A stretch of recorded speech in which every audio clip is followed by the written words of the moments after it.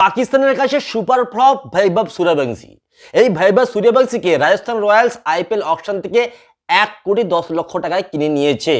এই বৈভব সূর্যবংশীর বয়স নাকি মাত্র 13 বছর। আর এই বৈভব সূর্যবংশী পাকিস্তানের কাছে দাঁড়াতেই পারলো না। 9 বল খেলে মাত্র 1 রান করলো বৈভব সূর্যবংশী। পাকিস্তানের বোলার আলী রাজার বলে আউট হয়ে যায় বৈভব সূর্যবংশী। আন্ডার 19 এশিয়া কাপে ভারত পাকিস্তানের ম্যাচে পাকিস্তান প্রথম টসে জিতে ব্যাটিং করার সিদ্ধান্ত নেয়। পাকিস্তানের দুই ওপেনার ব্যাটসম্যান উসমান খান এবং সাজেব খান দুর্ধর্ষ ব্যাটিং করেন ভারতের বিরুদ্ধে। সাজেব খান করেন 147 বলে 159 রান, যেখানে সাজেব খান 5টি 4 এবং 10টি 6 মেরেছেন এবং উসমান খান করেন 60 রান।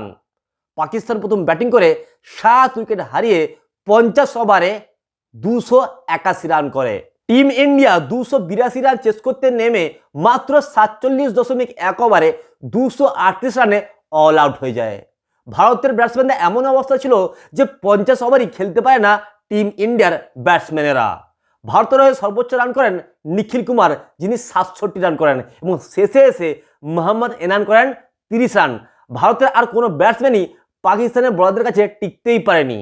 অবশেষে পাকিস্তান এই ম্যাচটি 43 রানে জিতে যায় এবং ভারত পাকিস্তানের কাছে এশিয়া কাপে প্রথম ম্যাচেই হেরে যায়। আন্ডার 19 এশিয়া কাপে টিম ইন্ডিয়া যদি সেমিফাইনালে কোয়ালিফাই করতে চায় তাহলে টিম ইন্ডিয়াকে বাকি গ্রুপ পর্বে দুটি ম্যাচে জিততে হবে।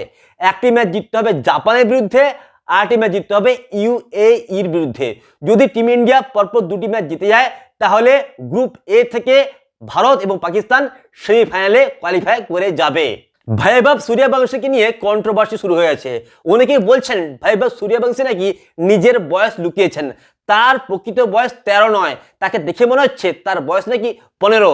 অনেকেই বলছেন যে বৈভব সূর্যবংশীর প্রকৃত বয়স 15-র বেশি, তার বয়স কোনো মতেই 13 নয়।